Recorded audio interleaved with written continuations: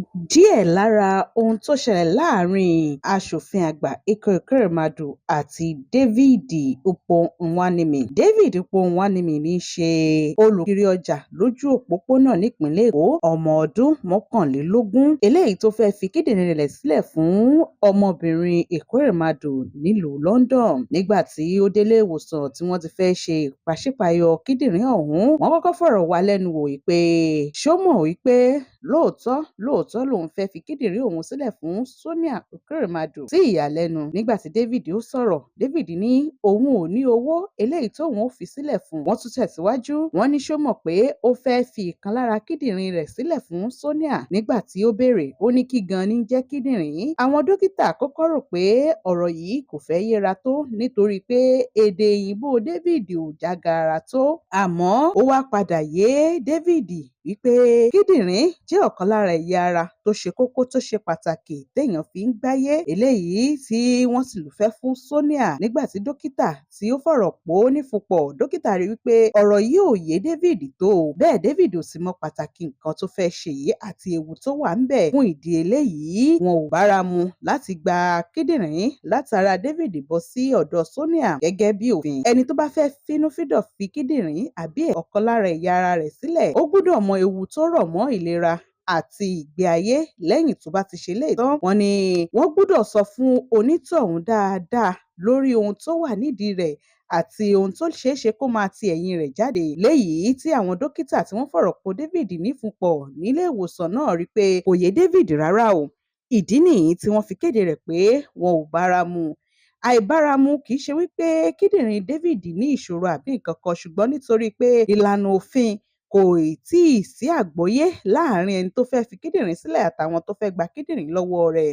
Nílẹ̀ Nàìjíríà, lọ́pọ̀ ìgbà tán bá ti gbọ́ àìbáramu kíndìnrín, ìyẹn tí àwọn olóyìnbó máa ń pè ní mismatch, ọ̀pọ̀lọpọ̀ máa ń rò wípé bóyá kíndìnrín onítọ̀hún náà ní ìṣòro ni tàbí kò gbé tó, eléyìí tí kò sì rí bẹ́ẹ̀. Ìlànà òfin, ẹni tó bá fẹ́ fi ẹ̀yà ara kọ̀ọ̀kan sílẹ̀ gbọ́dọ̀ mọ ewu tó wà ńbẹ̀ kó sì fínúfíndọ̀ jọ̀wọ́ ara rẹ̀ sílẹ̀ pé òun ṣetán láti kojú rẹ̀. Eléyìí ni àwọn dókítà wá tú ọ̀rọ̀ náà palẹ̀ fún David tí wọ́n sì ṣàlàyé fún dáadáa. Nígbà tí dókítà tó fọ̀rọ̀ wá David ní ẹnu wò ni ó ṣàlàyé pé òun ò tí ì lè sọ ìwà ọ̀daràn tó wà nídìí ìṣẹ̀lẹ̀ yìí. Dókítà náà ṣàlàyé pé wọn ò fún ẹni tó fẹ́ fi kíndìnrín náà sílẹ̀ ní ẹ̀kúnrẹ́rẹ́ ìròyìn àti àlàyé tó péye. Fún ìdí eléyìí kò tẹ́rùn láti sọ pé kí wọ́n dá dùbúlẹ̀ láti ṣe ohunkóhun lára rẹ̀. Fún àpẹẹrẹ, àwọn dókítà náà ni wọ́n ṣàlàyé pé wọn ò sọ ohun tí ó wà lórí ọ̀rọ̀ yìí fún David, eléyìí tán fi mú wá. Nígbà tí wọ́n béèrè lọ́wọ́ David pé ǹjẹ́ wọ́n sanwó fún ọ? David ní bẹ́ẹ̀ ni wọ́n sanwó fóun. Èló gan ni wọ́n san fún ọ? Ó ní wọ́n san owó tí ó tó náírà 270,000 naira ni wọ́n san fún un. Nígbà tí ọ̀rọ̀ yìí sì wà láàárín David àti dókítà Obinna, eléyìí tí í ṣe dókítà tí Ekweremadu gbà pé kó bá òun wáyàn tí yóò fi kíndìnrín náà sílẹ̀. Nígbà tí ọ̀rọ̀ náà tí ò báramu mọ́ ni wọ́n bá ní kí David ó máa kógbá kágbọ̀n rẹ̀ kó máa múra láti lọ sílẹ̀ Nàìjíríà padà o. Bí David ti ṣe gbọ́ eléyìí, ó yà á lẹ́nu púpọ̀ nítorí pé ó rò pé wọ́n ò fóun níṣẹ́ nílùú London. Bákan náà tí wọ́n sì rán òun lọ sí ilé ìwé, wọn ò fóun níṣẹ́, wọn ò rán òun lọ sílé ìwé, wọ́n ní kóun máa múra àti padà sílẹ̀ Nàìjíríà. Eléyìí ló mú kí David kó sá kúrò ní ilé ibi tí wọ́n tọ́jú rẹ̀ sí. Nígbà tí ọwọ́ ebi bà á, ló bá lọ jọ̀wọ́ ara rẹ̀ sílẹ̀ fún àwọn ọlọ́pàá. Nígbà tí ó fẹ́ fi ọ̀rọ̀ fẹ́ dáàbò bo ara rẹ̀, ó sọ fáwọn ọlọ́pàá pé ọmọ ọdún 15 lòun, eléyìí tó parọ́ fún wọn. Nígbà tí àwọn ọlọ́pàá bẹ̀rẹ̀ sí ní fọ̀rọ̀ pò nífupọ̀, ni wọ́n fìdí ẹ̀ múlẹ̀ pé ìwà ọ̀daràn kan wà nínú wíwá sílùú London tí David wá sílùú London àti àwọn ohun tó rọ̀ mọ́. Wọ́n sì ní ó ṣàlàyé fáwọn ọlọ́pàá pé wọ́n san 270,000 naira fún òun. Nígbà tí àwọn ọlọ́pàá tí wọ́n yẹ ọ̀rìsọ̀rọ̀ pọ̀ lórí ẹ̀rọ ayélujára WhatsApp pẹ̀lú Ekweremadu àti Dokita Obeta. Nígbà tí ọ̀rọ̀ tó ń lọ láàárín Ekweremadu àti Dokita Obeta tó ṣàfihàn rẹ̀ pé lóòótọ́ ni Ekweremadu san $4.5 million náírà 4.5 million naira fún Dokita Obeta láti sọ fún David. Àmọ́ níṣe ni Dokita Obeta ló ṣe é ní tíná bá ń jóni tó ń jó ọmọ ẹni, tara ẹni là kọ́kọ́ gbọ̀n dànù.